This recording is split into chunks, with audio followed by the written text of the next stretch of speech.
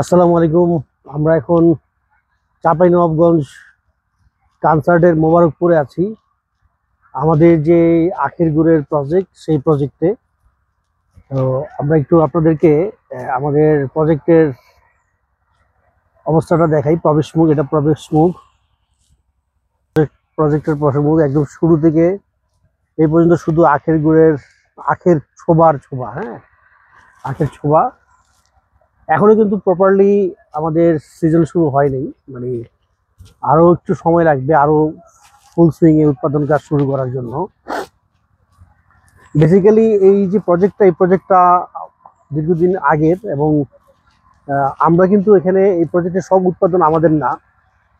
এখানে ওরা ওদের জন্য উৎপাদন করে এবং আমরা কিছু পরিমাণ, মানে যেটা আমরা আমাদের জন্য বানাবো, সেই গুড়টা আমরা আমাদের নিজস্ব তত্ত্বাবধানে, আমাদের প্রতিনিধি আছেন টুলু ভাইয়ের তত্ত্বাবধানে এটা হবে। এ হচ্ছে আখের গুড়ের প্রজেক্ট।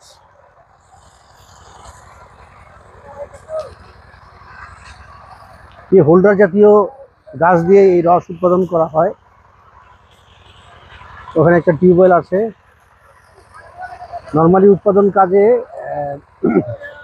আখগুলোকে কোনোভাবেই, মানে আমরা বাজার থেকে যেগুলো খাই, এগুলো আসলে আপনার ওরকমভাবে ক্লিন করা হয় না। বাট আমরা যেটা করব, শুধুমাত্র আমাদের উৎপাদনের জন্য আমাদের যে প্রোডাকশন হবে, সেই প্রোডাকশনটা আমরা এখান থেকে আমরা আখগুলোকে ধুয়ে, তারপর আপনার কোনো রকমের মেডিসিন বা হাইড্রো ছাড়াই আমরা উৎপাদন করব। এবং এগুলো মূলত আমরা আমাদের পরিবারের জন্য, আমি গত 2-3 বছর যাবৎ এখান থেকে এভাবে টুলু ভাইয়ের মাধ্যমে নিচ্ছি।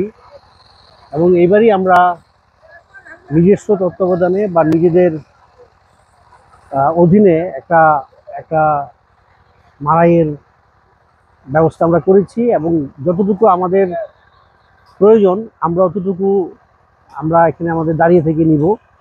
এবং এখানে আমাদের প্রতিটা গ্যান্ডারি আমরা চেষ্টা করব প্রপারলি ওয়াশ করে নিতে, যাতে করে কোনো রকমের জীবাণু বা ময়লা আবর্জনা আমাদের গুড়ে না থাকে। নর্মালি ওরা গুড় যতটুকু করে, যখন করে তখন এটা আসলে ছেঁকে নেয়, ছেঁকে নিলেও আসলে যতটুকু, ধরেন পানি জাতীয় যে সমস্ত ময়লাগুলো থাকে, এই জাতীয় ময়লাগুলো কিন্তু আসলে খুব বেশি পিউরিফাই হওয়ার কথা না।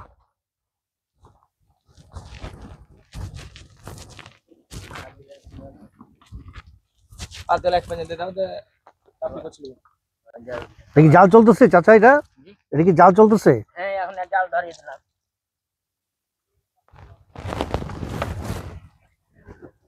চাচার কত বছর এই গুড়ের কারখানায়? আপনি কি ওস্তাদ?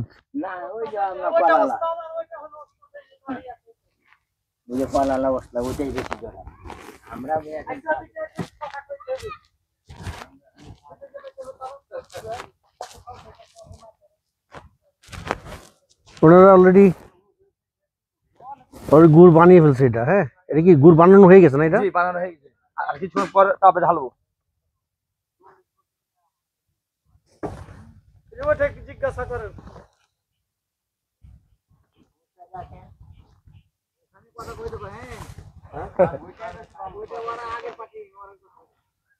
তুই কহা